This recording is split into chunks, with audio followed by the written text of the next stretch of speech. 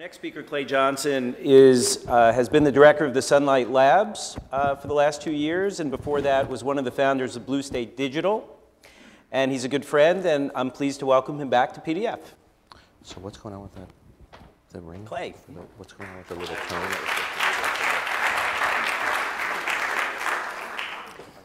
Hi there. My name, as Mika said, is Clay Johnson, and I work at the Sunlight Foundation. I direct a group called Sunlight Labs inside of the Sunlight Foundation. We're a group of about 15 web developers who use open source technology and tactics to make government more accessible and meaningful to you. Prior to this, I, along with a guy named Yasha Franklin Hodge, Joe Rosebars, and Ben Self, started a little company called Blue State Digital. And if you're looking to raise money online or looking to build an email list to get you through that next election, they do a great job of campaigning and winning online. They're great people, and I'm very proud of them. Post-Obama, the Blue State model has become the definition of an online campaign. Today, a comprehensive online strategy means building a big email list and getting online donors. And if you're a candidate, it means delivering people to polls. And if you're an issue, it means getting people to write their member of Congress. I'm here today to ask you and to tell you that there's more to an online strategy than an online campaign. We have now a world of technology, cheap, abundant technology and developers at our fingertips, and we are not using them to do what our missions tell us to do, which isn't to persuade politicians or to raise money or to build an email list, but to solve problems. That's what we're all chartered to do in any form of organization, is solve problems. There are thousands of opportunities for organizations to actually use technology to solve these problems, the mission that your organization is on. At the Sunlight Foundation, for instance, I define us as a success online. Although we don't have a very big list, it's under 100,000 people.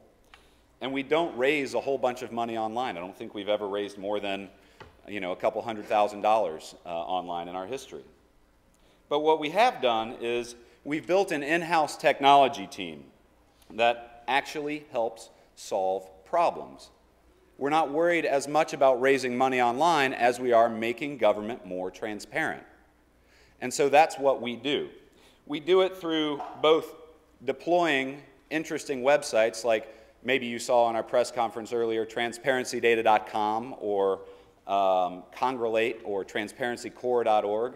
And we also do it through building an open source community.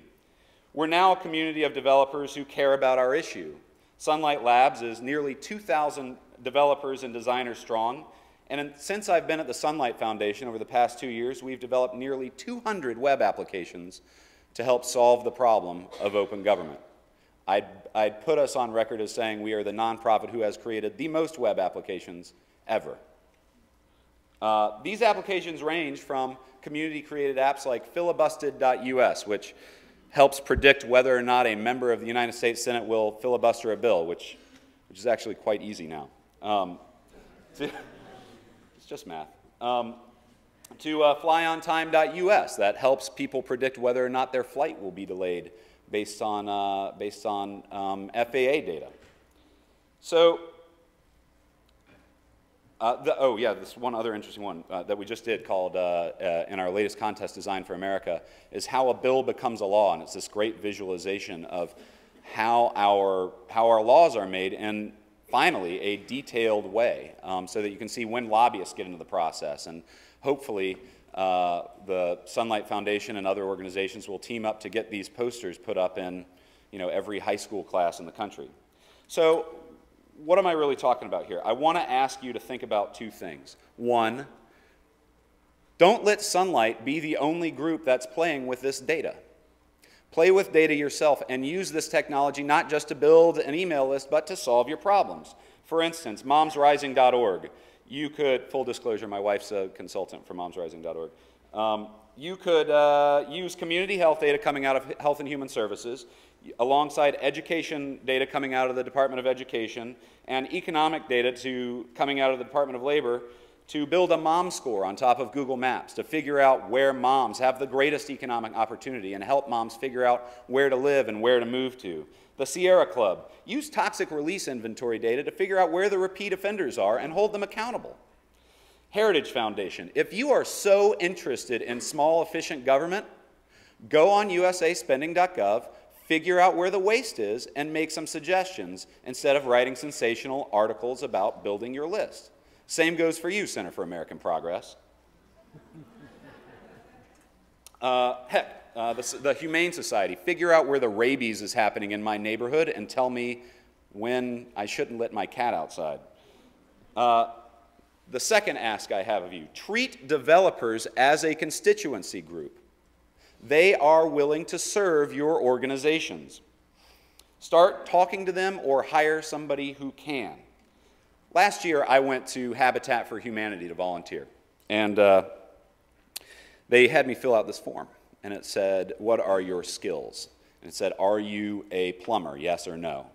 And I checked no, and it said, are you an electrician, yes or no? I said no. Are you a carpenter, yes or no? I said no. Are you unskilled?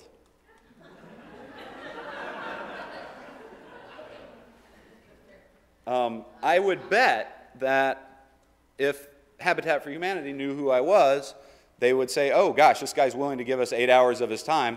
I bet you he can do something of value for us if they knew what our skills were. And if they were talking to developers, they would have gotten that out of me. Sunlight has been able to build a list of developers by inventing broad problems for developers to solve. And they've done it. They have risen to the challenge. But every other organization can do this. We created 200 apps for an investment of less than $100,000, most of which we got sponsored. This is an untapped community solving problems with technology rather than just building an email list with technology that you have got to do because there's so much untapped potential out there. So, it's time for our community to move beyond the campaign. Let's stop worrying about open rates and what our message dissemination strategy is, and start worrying about actually solving problems. Many of us here are on the bleeding edge of what nonprofits and campaigns do, so I want to give you a swift kick in the ass and ask you to please stop the phallic question of how big's your list and start leaving here and solving problems with technology. Thank you very much.